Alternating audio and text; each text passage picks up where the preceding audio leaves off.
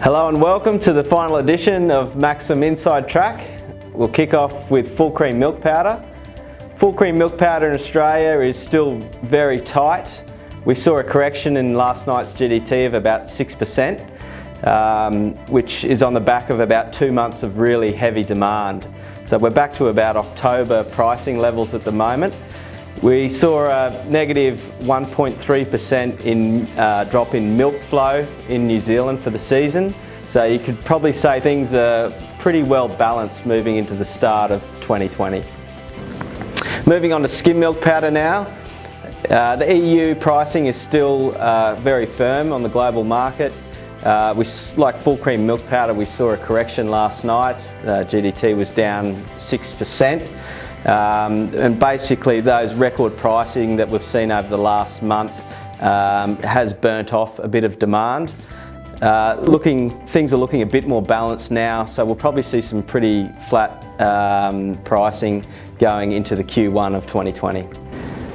Moving on to butterfat now. We've seen a slow decrease in oceanic pricing over the last 2 to 3 months. EU pricing has been relatively flat. Interesting to note that EU exports of butter has doubled in the last year, so we're starting to see a lot of it in the Australian market. Australian butter still very scarce, and for anyone needing Australian specific brands, it is very hard to get at the moment.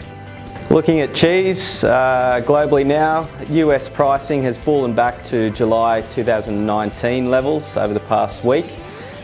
EU supply and demand seems reasonably balanced. Products still quite tight in Oceania. Basically Australia and New Zealand pricing remains relatively firm and will do over the next 2 to 3 months. Lastly, having a look at whey powder. Global pricing has started to kick up in December, mainly due to following the general trend of dairy commodities in the back half of 2019. Cheese production being down in Australia and New Zealand has meant that whey is quite tight in Oceanic region, so something to watch there as well. Merry Christmas from everyone here at Maxum Foods. We'll see you again for the next Inside Track in 2020.